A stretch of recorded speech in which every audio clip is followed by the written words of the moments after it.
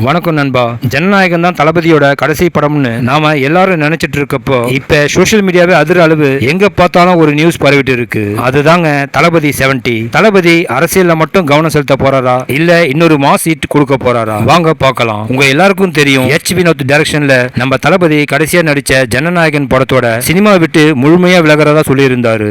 ஆனா சமீபத்துல யாரோ விஷக்கிருமிகள் ஜனநாயகன் முழு படத்தையும் சட்டவிரோதமா ஆன்லைன்ல வெளியிட்டு இருந்தாங்க. அதனால ஜனநாயகன் படத்தை தயாரிச்ச கேவிஎன் புரொடக்ஷன்ஸ்க்கு கண்டிப்பா மிகப்பெரிய அளவுல லாஸ் ஆகிறதுக்கு சான்சஸ் இருக்கு. கேவிஎன் புரொடக்ஷன்ஸ்க்கு ஏற்பட்டு இருக்கிற இந்த லாஸை சரி செய்யறதுக்காக தளபதி அதே கேவிஎன் புரொடக்ஷன்ல இன்னொரு படம் பண்ணலாம்னு ஒரு செய்தி காட்டு தீ போல பரவி கோலிவுட்டையே பரபரப்பாக்கி இருக்கு.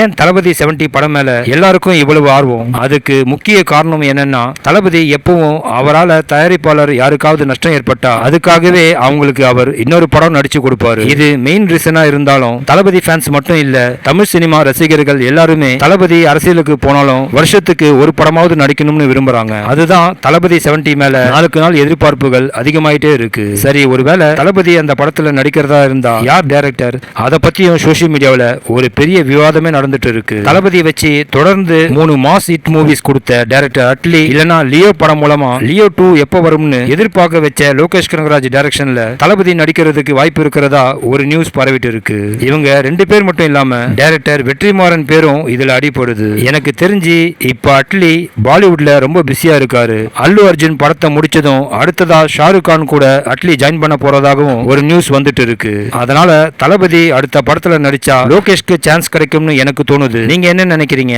தளபதி 70 வரதுக்கு வாய்ப்பு இருக்கா? அப்படி வந்தா அந்த படத்தை யார் டைரக்ட் பண்றதுக்கு சான்சஸ் இருக்கு? உங்க ஒப்பீனியனை கமெண்ட்ல சொல்லுங்க. அப்படியே இந்த வீடியோவுக்கு ஒரு லைக்கும் நம்ம சேனலை சப்ஸ்கிரைபும் பண்ண மறந்துடாதீங்க. நெக்ஸ்ட் வீடியோல மீட் பண்ணலாம். ஓகே, தேங்க்யூ, பாய்.